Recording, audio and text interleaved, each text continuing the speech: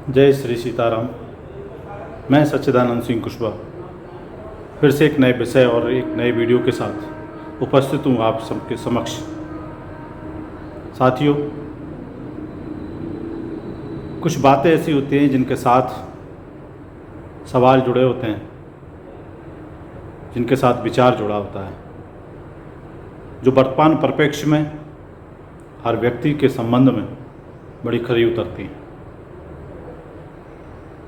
उन प्रसंगों पे हर व्यक्ति का अलग अलग मत हो सकता है, हर व्यक्ति की अलग अलग सोच, अलग अलग विचार हो सकते हैं। उसको समझने का तरीका, उस पर विचार सबके भिन्न हो सकते हैं। ऐसा ही एक विषय आप सबके समक्ष प्रस्तुत कर रहा हूँ।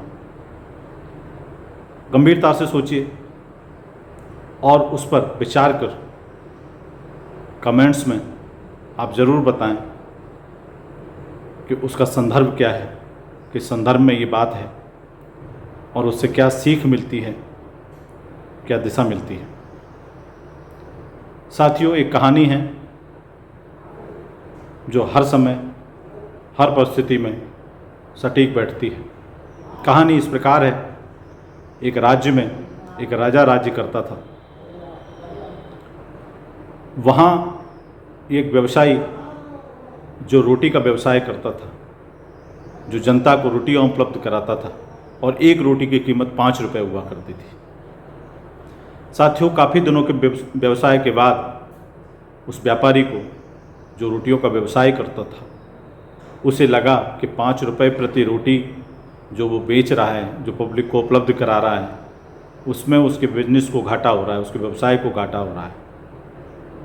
उसे उसकी दर बढ़ानी ही पड़ेगी, लेकिन बगैर आज्ञा के राजा के वह स्वयं उसकी दर बढ़ा नहीं सकता था। घाटे में बिजनेस करता तो कब तक। इसलिए उस व्यापारी ने सोचा कि राजा के पास ही चला जाए और इसका हल किया जाए। व्यापारी राजा के पास जाता और राजा से कहता है कि महाराज, मैं कई वर्षों से आपकी जनता को, हमारी जनता को रोटी उपलब्ध करा रहा हूँ।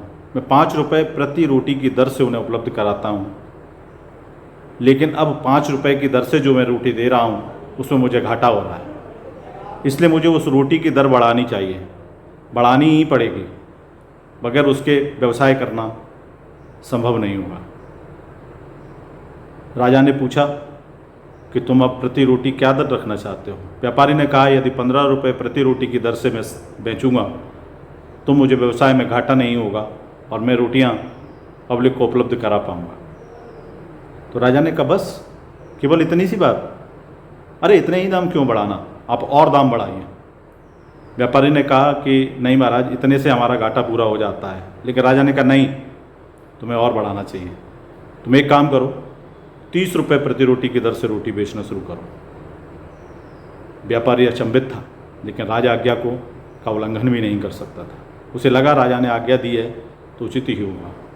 वो आया और अपने व्यवसाय में उसने नए दर का बोर्ड लगा दिया और अब वो 5 रुपये प्रति रोटी की बजाय 30 रुपये प्रति रोटी लेना शुरू कर दिया। जब ये बात पब्लिक में पहुंची, पब्लिक में हाहाकार मचने लगा। जनता व्याकुल हो गई। कहाँ 5 रुपये में रोटी मिल रही थी, कहाँ अब 30 रुपये में वही रोटी मिलना शुरू हो गई।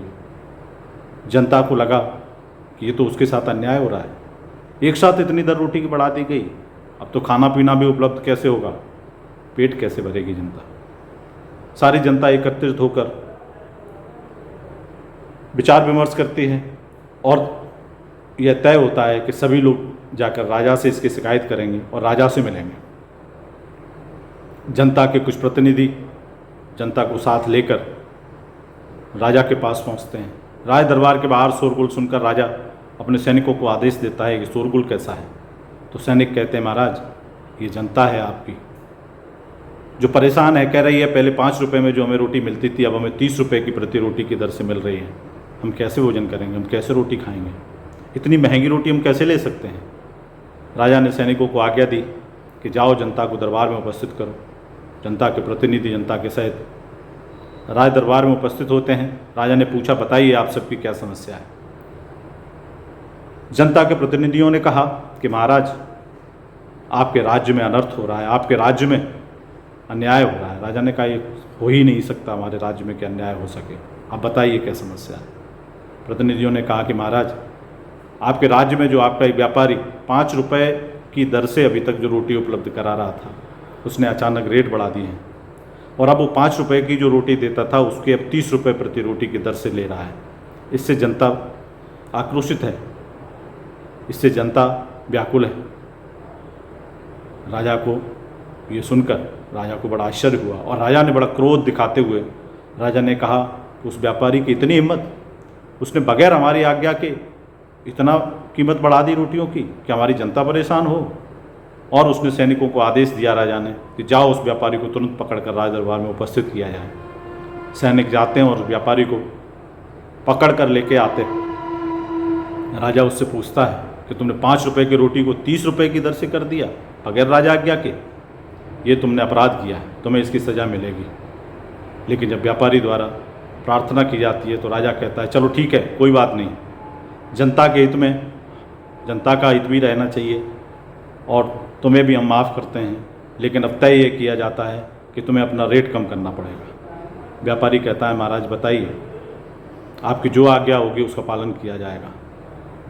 राजा कहता है कि ठीक है, जो रोटी तुम अब 30 रुपये में बेचते हो, आगे से उस रोटी को अब तुम 15 रुपये की दर से बेचना शुरू करो। 15 रुपये से एक भी रुपये ज़्यादा नहीं लोगे, 50% दाम कम करके आप रोटियों को बेचना शुरू करो। व्यापारी द्वारा सर झुकाकर राजा की आज्ञा को सिरोधार किया जाता है और व्यापारी वहाँ से चला जाता है।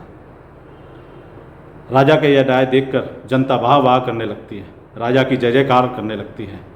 जनता कहती है कि ऐसा राजा, ऐसा न्यायप्रिय राजा हमें मिला है, आपकी जय हो। राज दरबार खत्म होता है, राजा अपने दरबार में अपने घर चला जाता है, अपने महल में चला जाता है। जनता भी अपने घर में जाती है, लेकिन जनता बेहद प्रसन्न है, जनता बेहद खुश है कि उसने जो आक्रोश दिखाया, राजा ने उसका मान रखा और राजा जनता के प्रति कितना सहिष्णु है, जनता के प्रति कितना उदार है कि उसने 50% रोटियों के दाम कम कर दिए। जो रोटी 30 रुपये की मिल रही थी वो राजा की कृपा से 15 रुपये की मिलना शुरू हो गई। साथियों, व्यापारी द्वारा पहले भी कहा गया था राजा से कि 5 रुपये की रोटी में घाटा पड़ रहा है, इसलिए वो उसकी दर 15 रुपये करना चाहता है। लेकिन राजा ने और दर बढ़ाने के लिए कहा और बाद में दर बढ़ाकर राज दरबार में जनता के सामने व्यापारी से फिर से दर कम कराकर जनता की वाहवाही लूट ली। इससे क्या सीख मिलती है, इससे क्या संदेश आता है? जनता की वाहवाही लूटने, इसमें जनता का हित किया राजा द्वारा या जनता को गुमराह किया गया? इसमें कई सारे सवाल, कई सारे पहलू उभर सकते हैं। इस वीडियो के माध्यम से इस कहानी को मैं आप सबके समक्ष छोड़ता हूँ यहीं पर।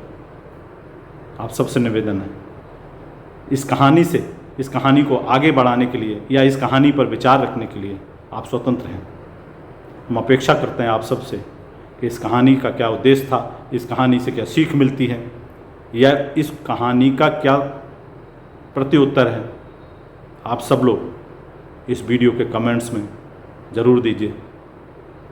हमें आपके सुंदर कमेंट्स और इस कहानी से मिलने वाली प्रेरणा या इस कहानी से मिलने वाली सीख आपके विचारों में सुनने का इंतज़ार रहेगा। हम इंतज़ार करते हैं आप अपने कमेंट्स के द्वारा इस वीडियो पर अपने विचार प्रस्तुत करें, यही निवेदन है। अगर वीडियो पसंद आया हो तो शेयर करें, लाइक करें, पर कमेंट्स ज़रूर करें। ये कहानी आपके विचारों का इंतज़ार करती है।